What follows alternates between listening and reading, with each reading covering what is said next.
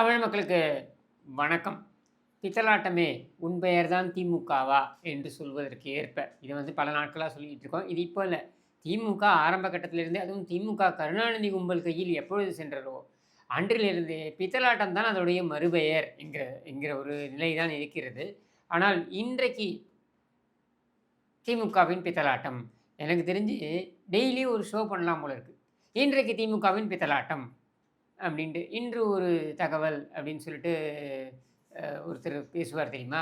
அந்த மாதிரி அ இ எதிர்க்கட்சி சுவாமிநாதனோ யாரோ ஒருத்தர் பேசுவார். அந்த மாதிரி இன்று திமுகவின் பித்தலாட்டம் அப்படின்னு நம்ம நெறைய சொல்லலாம். அந்த வகையில பார்த்தீங்கன்னாக்க, இன்றைக்கு திமுக 2 கூத்துகள் நடந்திருக்கு.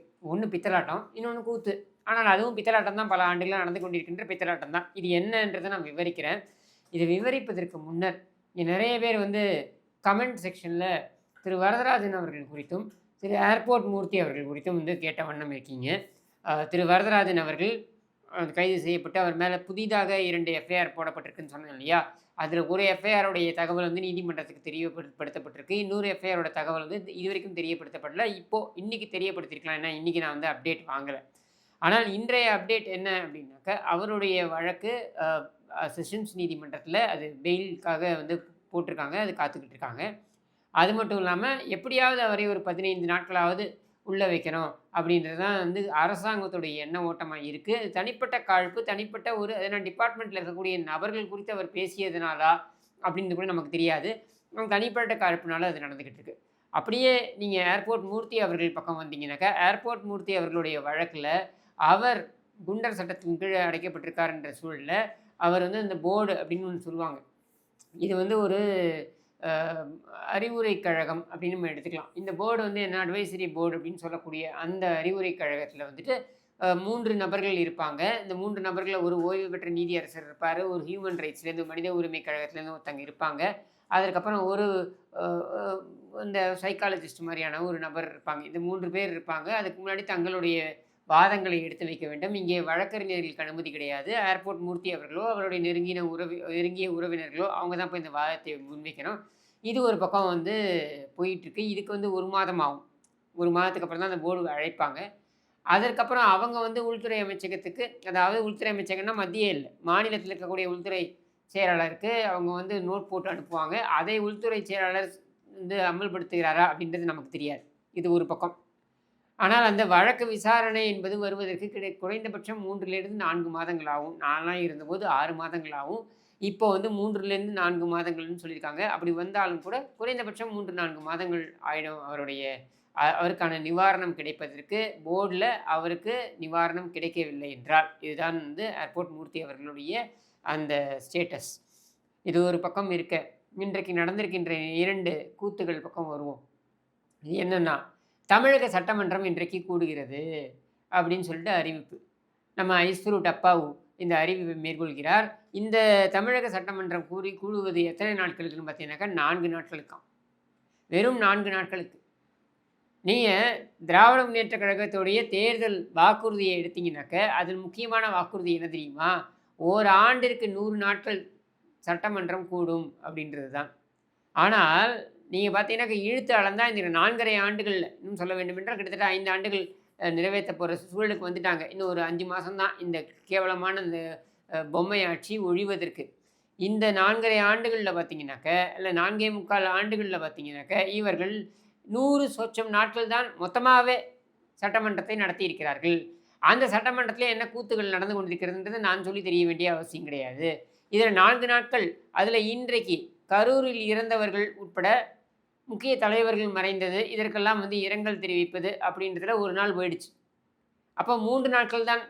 இந்த 3 நாட்கள்ல இவர்கள் என்ன பேசுவார்கள் அப்படின்றது நம்ம எல்லாருக்குமே தெரியும். எதிர்க்கட்சி தலைவர் பேச எழுந்தால் அவரை பேச அனுமதிக்க மாட்டார்கள். கண்டிப்பாக என்னை பேச அனுமதிக்கவில்லை என்று சொல்லி அவர்கள் வெளிநடப்பு செய்வார்கள். இவர்கள் ஆயத்தமாகவே அரைத்துக் கொண்டிருப்பார்கள் ஆளுங்கட்சி அப்படின்றது தான் நடக்கப் போகுது. ஆனால் ஒரு சட்டமன்றத்தை கூட துணிச்சலாக, அதாவது எதிர்க்கட்சி தலைவர் பேச எழுந்தா அதை லைவ் காட்ட மாட்டீங்க. மீடியாவுடைய பவரை வச்சுக்கிட்டு மொத்த மீடியாவுடைய அசுர பலத்தை உங்கள் பக்கம் வைத்துக்கொண்டு உங்களுக்கு தேவையான செய்திகளை மட்டும் உருட்டி கொண்டிருப்பீர்கள். அதை தவிர்த்து உங்களுடைய தொங்கு சதைகள், அதாவது நெட்டி தள்ளினாலும், கழுத்தை பிடித்து வெளியில போன்னு தள்ளினாலும் போக மாட்டேன் என்று அடம் பிடித்து காத்திருக்கின்ற கூட்டணி கட்சிகள், தொங்கு சதைகளான கூட்டணி கட்சிகள் ஜால்ரா போடுவதற்கு இருக்கிறார்கள்.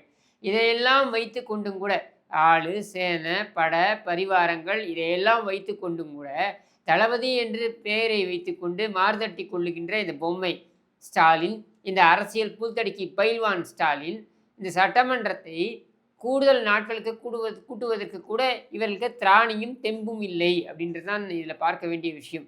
ஆனால் இதில் இன்னொரு சம்பவம் இருக்குது. அது என்னன்னா, கடந்த 27ஆம் தேதி, அதாவது கடந்த மாதம் 27ஆம் தேதி கரூரில் நடந்த அந்த தும்பியல் சம்பவம் நம்ம எல்லாருக்குமே தெரியும். அந்த சம்பவத்தில் பார்த்தீங்கன்னாக்க ஒரு மிகப்பெரிய நாடகம் அரங்கேறியது. அது என்ன அப்படின்னாக்க, அங்கே செந்தில் பாலாஜி திருடனுக்கு தேள் கொட்டின மாதிரி இப்படி திருட்டு மொழி முடிச்சுன்னு இருப்பான். பக்கத்தில் பார்த்தீங்கன்னாக்க யாருன்னா நம்ம பாபா மர்கையா. யார் நம்ம நாயகன் படத்தில் இருக்கிற பாபா மர்கையா கேரக்டர் தான் நம்ம அன்பில் மகேஷ். அந்த பாபா மர்கையா அங்கே வந்துக்கிட்டு கண்ணிலே தண்ணி வராமல் ஒரு வேஷத்தை போடுவான், ஒரு நாடகத்தை ஆடுவான், அப்படியே அழறா மாதிரி படித்து சொன்னேனே அப்படின்னு. சரியா? இவன் கல்வித்துறை அமைச்சராக இருந்து படிப்புன்ற வார்த்தையை இந்த ஒரு விஷயத்துக்கு தான் பயன்படுத்தியிருக்கான், இந்த நாடகத்துக்கு தான் பயன்படுத்தியிருக்கான். சரியா? அப்படியே நடித்து நாடகம் ஆடினால இந்த 2 உருட்டல் பேர் வழிகளும் அங்கு வரவே இல்லை அவையில். அன்பில் மகேஷையும் காணோம், இந்த 10 ரூபா பாலாஜியும் காணோம். இப்போ அவ்வளோ பெரிய ஒரு பில்டப் கொடுத்தீங்களே, நீங்கள் ஏன் வரல அப்படின்னா, இதில் தான் இங்கே வந்து நமக்கு வரக்கூடிய தகவல் என்னன்னா, கிச்சன் கேபினெட் இவர்கள் 2 பேரும் அங்கே தென்படவே கூடாது. சட்டமன்றத்தில் வந்து ஸ்கோர் கீர் பண்ணாங்கன்னு தெரிஞ்ச தொலைச்சி விடுவேன் அப்படின்னு சொன்னதாக தகவல். ஏன்னா அன்றைக்கு அந்த மருத்துவமனையில் நின்று இவர்கள் போட்ட படம் இருக்குது பாருங்க, அதையே கிச்சன் கேபினெட் ரசிக்கவில்லையாம். அதனால தான் அடுத்த நாள் அன்றைக்கி நைட்டு ஸ்டாலின் போகிறார் இல்லையா, 3 மணிக்கோ என்னமோ ஸ்டாலின் அங்கே ஆஜராகிறார் இல்லையா, வந்த பொழுது அந்த இடத்துல அந்த உறவினர்களை சந்திக்கிற இடத்துல பக்கத்திலே வரக்கூடாது, அவன் கேமராலேயே விழக்கூடாது பாபா மர்கையா என்று உத்தரவு பிறப்பிக்கப்பட்டதாம். அன்றைக்கி பாபா மர்கையாவை காணவே காணோம் பாருங்க எங்கேயுமே. அப்போ அதோடைய நீட்சி தான் இந்த சட்டமன்றத்துக்கும் இவர்கள் வர வேண்டாம் என்று சொல்லப்பட்டிருக்கலாம், நமக்கு தெரியாது. ஆனால் பாருங்கள், அன்றைக்கி அவ்வளோ நாடகம் போட்டவங்க, அவ்வளோ உருகியவர்கள், இந்த மக்களுக்காக அவ்வளோ உருகியவர்கள், ஒரு இரங்கல் தீர்மானம் நிறைவேற்றும் பொழுது கூட உங்களால் சட்டமன்றத்துக்கு வர முடியாதா? இவ்வளவுதான் அவங்களுடைய அக்கறை கருணாநிதி அப்படின்றது பொதுமக்களுடைய கேள்வி. இது ஒரு புறம் இருக்க, இன்னொரு நாடகம் நடந்தது. ஒரு பக்கம் பாபா மர்கையா, ஒரு பக்கம் 10 ரூபா பாலாஜி, இன்னொரு பக்கம் பார்த்தீங்கன்னாக்க நம்ம வளர்ந்து கெட்டவன். அது யார்? நம்ம டிஆர்பி ராஜா. ஒரு நாடகம் இந்த ஃபாக்ஸ்கானோட. நான் ஏற்கனவே பல முறை சொல்லியிருக்கேன், இந்த டிஆர்பி ராஜாங்கிற வளர்ந்து கெட்டவன் செஞ்ச உருப்படியான ஒரு வேலை என்னென்னா, ஃபாக்ஸ்கான் ஓனர் வந்தார், அவர் வரும்பொழுதெல்லாம் அவருக்கு காரை ஓட்டிகிட்டு போவான், டிரைவர் வேலை பார்ப்பான். இதைத்தான் இவன் பெருமையாக சொல்லிக்கொண்டான். இதை தவிர்த்து வேறு எதையும் செய்யவில்லை. ஆனால் இன்றைக்கி பார்த்தீங்கன்னாக்க முதலமைச்சர் ஸ்டாலினை அவர்கள் தலைமைச் செயலகத்தில் சந்தித்து அவர்களுடன் ஒப்பந்தம் அப்படின்னு ஒரு கதை, அதாவது உத்தரவாதம், ஒப்பந்தம், இப்படி ஏதாவது உருட்டுறது தானே. என்னென்னா 15,000 கோடிக்கு இங்கே முதலீடுகள் செய்வதாக அவர்கள் ஒப்பந்தம் செய்திருக்கிறார்கள், அல்லது உத்தரவாதம் கொடுத்திருக்கிறார்கள், அல்லது ஒப்புதல் கொடுத்திருக்கிறார்கள்னு உருட்டினான். இப்படி ஒரு அறிவிப்பு வந்துச்சு. 15,000 கோடி 15,000 கோடின்னு எல்லா இடத்துலையும் பயங்கரமாக நியூஸு. இது எதற்காக இந்த நியூஸ் வருது தெரியுமா? முக்கியமாக ஆந்திராவில் இதே இன்று கூகுள் அவங்க பார்த்தீங்கன்னாக்க கிட்டத்தட்ட 88,000 கோடிக்கு விசாகப்பட்டினத்தில் ஏஐ என்று சொல்லப்படுகின்ற ஆர்டிஃபிஷியல் இன்டெலிஜென்ஸ் என்று சொல்லப்படுகின்ற செயற்கை நுண்ணறிவு அது சார்ந்த முதலீட்டை செய்ய இருக்கிறார்கள். ஏன் தமிழ்நாட்டில் செய்ய முடியலை அப்படின்ற கேள்வி வரக்கூடாதுன்றதுனால இந்த நாடகம்.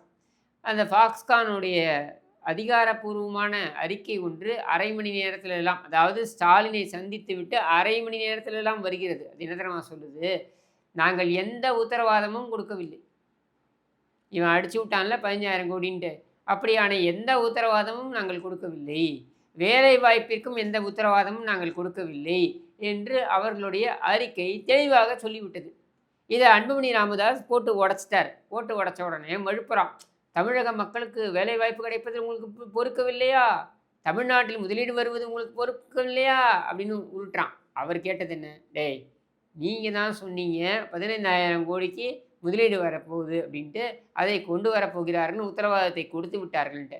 அவன் அரை மணி நேரத்தில் இல்லைன்னு சொல்கிறான். அப்போது நீ வந்து பாய வேண்டியது அவன் மேலேயா எங்கள் மேலேயா? அவன் இல்லைன்னு சொல்கிறத நாங்கள் மக்கள்கிட்ட கொண்டு போகக்கூடாதா? நீங்கள் பொய்யையும் புரட்டையும் நாளொரு மேனியும் பொழுதுடனும் சொல்லிக் கொண்டிருப்பீர்கள். அது பொய் என்று சொன்னால் உடனே எங்கள் மீது பாய்வீர்களா? அது பொய் அல்ல, அது உண்மை அப்படின்னு ஆதாரப்பூர்வமா நிரூபிக்கிறது தானே உன் வேலை. 7 அடிக்கு வளர்ந்துருக்கியே, உனக்கு மூளை இல்ல? அத செய்ய முடியாதா உன்னால? ஏன் செய்ய முடியாதுன்னு அப்படி ஒரு சம்பவமே நடக்கல. இதனால தான் சொல்றோம், பித்தலாட்டமே உன் பெயர் தான் திமுகவா? திமுக என்றாலே பித்தலாட்டம் தான். இவர்கள் இதுவரையில் முதலீடு என்று சொன்னது அன்புமணி ராமதாஸ் சொல்வது முழுக்க முழுக்க உண்மை. இவர்கள் முதலீடு என்று சொன்னது இதுவரையில் 90% வரவே இல்லை. வெறும் வார்த்தை ஜாலங்கள் தான். ஸ்டாலின் 6 மாதத்துக்கு ஒரு முறை வெளிநாடு சென்று வருவதற்கு இவர்கள் சொல்லுகின்ற சாக்கு போக்குதான். ஸ்டாலின் வெளிநாடு செல்வது நம்ம பிரச்சனையே கிடையாது.